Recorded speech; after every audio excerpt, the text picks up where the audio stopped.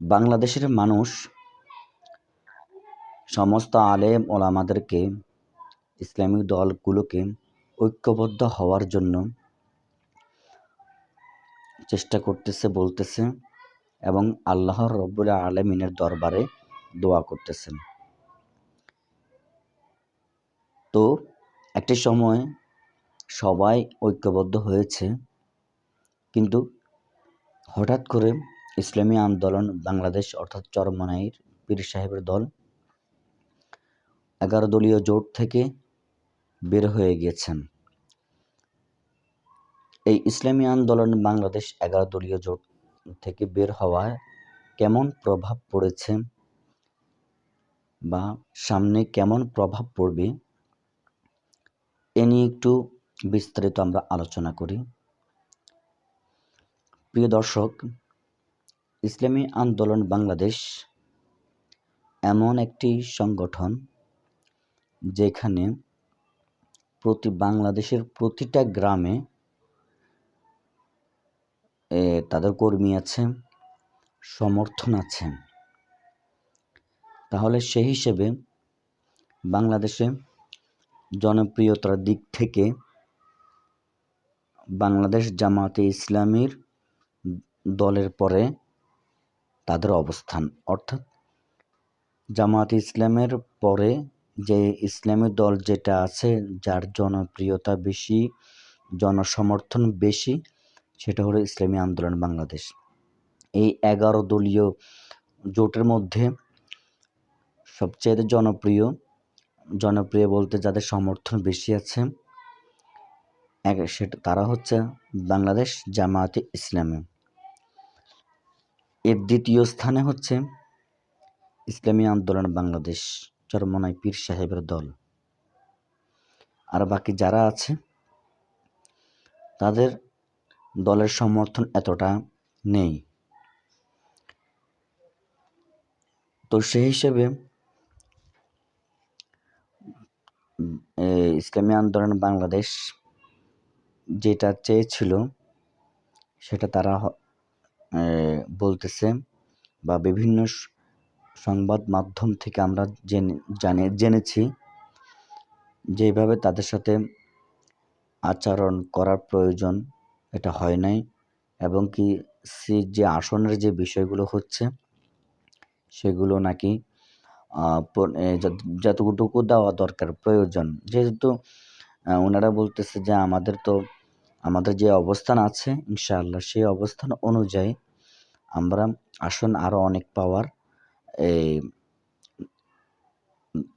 আশা পাওয়ার দাবি রাখতে পারি, বা এটা আমাদের জন্য প্রয়োজন আমাদের জনসমর্থন হিসেবে। 3 নম্বর হচ্ছে যে শরিয়া আইন যে বিষয়টি হচ্ছে সেগুলো নিয়ে ওনারা প্রশ্ন তুলতেছে যে এটি যেহেতু ইসলামের একটি বাক্স, সেই বাক্সের মধ্যে যদি ইসলামী শরিয়া আইন বাস্তবায়ন করা না হয় বা এটার, তাহলে তো আমরা ইসলামী দল হয়ে আল্লাহর জমিনে প্রতিষ্ঠা করার উদ্দেশ্যে যেহেতু আমরা সংগঠন করি, যদি এটাই না থাকে তাহলে এটা ইসলামের বাক্স কিভাবে হয়?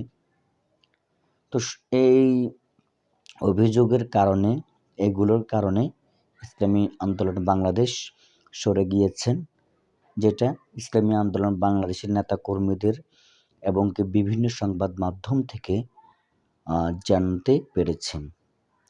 এতে কার উপকার হলো, কার ক্ষতি হলো? উপকার জামায়াতে ইসলামেরও হবে না বা হবে, আর ইসলামী আন্দোলন বাংলাদেশেরও হবে না বা হবে, সেগুলো মূল কথা নয়। মূল কথা হচ্ছে বাংলাদেশ জামায়াতে ইসলামী যে সরকার গঠন করবে সেই মন মানসিকতা নিয়ে এগোচ্ছে, কিন্তু তাদের সরকার গঠন করতে এখন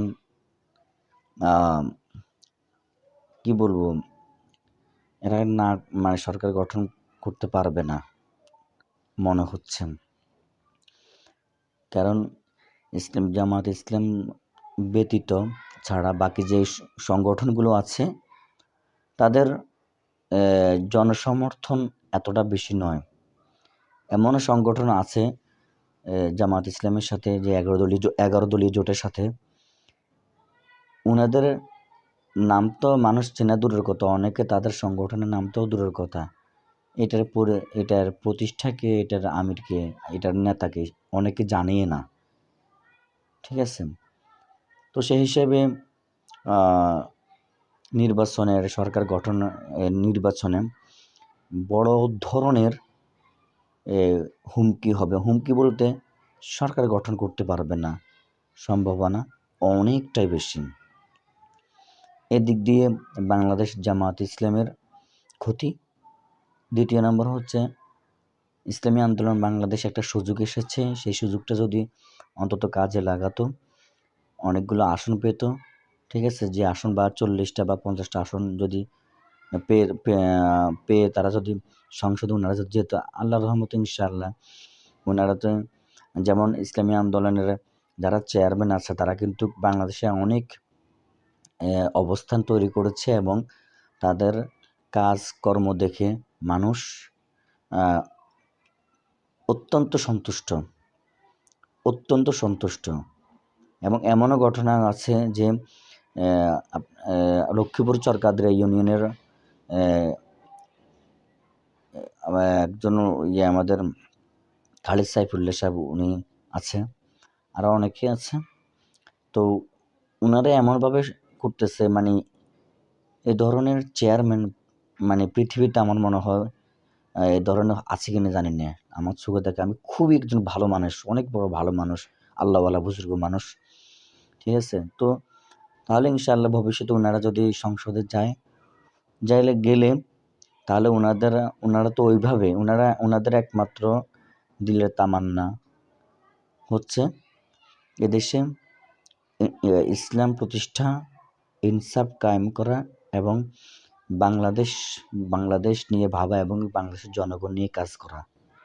এটা ছাড়া ওনাদের আর কোনো কিছু নেই। ঠিক আছে? তো ওনারা সংসদে গেলে যখন এই ধরনের কাজকর্ম করবে, তখন মানুষের জনপ্রিয়তা আরও বেশি বাড়বে। অর্থাৎ ইসলামী আন্দোলন বাংলাদেশের জনপ্রিয়তা আরও দ্বিগুণ হয়ে যেত। ঠিক আছে? তো যাই হোক, সেক্ষেত্রে আবার যে ওনারা করতে পারলো না, এটা একটু ক্ষতি হলেও এটা আর তো মাঝখান দিয়ে উপকার হবে কার? বিএনপি, ওনাদের অনেক বড় একটা উপকার হয়ে গেছে। যেহেতু জোটটা ভাঙার কারণে বাংলাদেশ জাতীয়তাবাদী দল বিএনপি সরকার গঠন করার জন্য তাদের সহজ হয়ে গেছে। এরপরও দেখার বিষয় সামনে ভবিষ্যতে কি হয়। তবে একটা সময় আসবে, ইসলামী আন্দোলন বাংলাদেশের যদিও অতটা আসন না পায়, কোনো একটা সময় আসবে ইসলামী আন্দোলন বাংলাদেশ একাই তাদের সংগঠনটা পরিচালনা করবে। কোনো একটা সময় তারাও আওয়ামী লীগ বা বিএনপি, অর্থাৎ ওনাদের যে বাংলাদেশে প্রধান দুইটি দল আছে, সবচাইতে জনসংখ্যার দিক দিয়ে বেশি হচ্ছে বিএনপি, আওয়ামী লীগ, জামাত ইসলাম। ঠিক আছে? তো এমন একটা সময় আসবে, হয়তো বা লেটও হতে পারে, অনেক দূরের সময়, যেখানে ইসলামী আন্দোলন বাংলাদেশের অবস্থান একটা সময় আরও বেশি ভালো হয়ে যাবে। তবে এটা অনেক দূরের বিষয়। তো যাই হোক, সামনে কি হয় দেখা যাক। সামনের নির্বাচন যখন হবে, ইসলামী আন্দোলন বাংলাদেশ এককভাবে যে নির্বাচনটা করবে, 260 নাকি 62টি আসন ওনারা দিয়েছে। দেওয়ার পরে তখন দেখা যাবে ভবিষ্যতে ইসলামী আন্দোলন বাংলাদেশ এর অবস্থান কেমন হয়। তো আশা করি এখন হচ্ছে দেখার পালা, কি হয় দেখি আমরা। তবে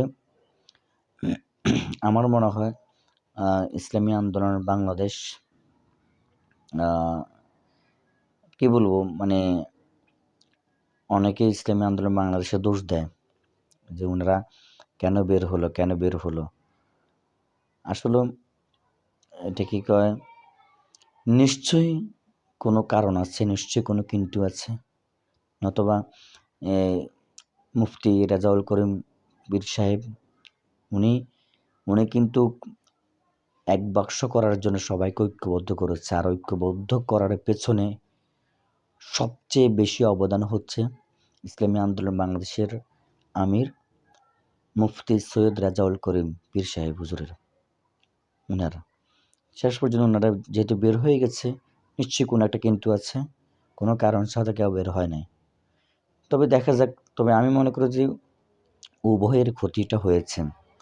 ইসলামী আন্দোলন বাংলাদেশের ক্ষতি যেমন হয়েছে, জামাত ইসলামের ক্ষতি হয়েছে। যদি একসাথে হতো তাহলে আগামীর সরকার গঠন করত বাংলাদেশ জামাত ইসলাম, ইসলামী আন্দোলন বাংলাদেশ, যে 11 দলীয় জোট ইসলামিক দলগুলো সরকার গঠন করতে পারত। এখন কিন্তু সরকার গঠন মানে করবে যে এটার নিশ্চয়তা এখন আর নাই। আর বাংলাদেশ বিএনপির জন্য এখন রাস্তা ক্লিয়ার হয়ে গেছে। এই অবস্থা। যাক, আলহামদুলিল্লাহ, আমরা দোয়া করি আল্লাহ রাব্বুল আলামিনের কাছে, আল্লাহ যে আসুক যাতে করে ইসলাম এবং দেশের স্বার্থে যেন কাজ করে, জনগণের পক্ষে, জনগণের কল্যাণে যেন কাজ করে যায়। আর আপনারা যারা দেখছেন তারা দল নয়, ব্যক্তিটা কেমন, ওই ব্যক্তি যদি ভালো হয়, যদি ওনার দ্বারায় ইসলাম, দেশ ও মানুষের উপকার হয়, ইসলামের জন্য ভালো হয়, দেশের জন্য ভালো হয়, জনগণের জন্য ভালো হয়, তাহলে তাকে ইনশাল্লাহ ভোট দিবেন ইনশাল্লাহ। এটাই সে যে দলের হোক না কেন, অসুবিধা নেই।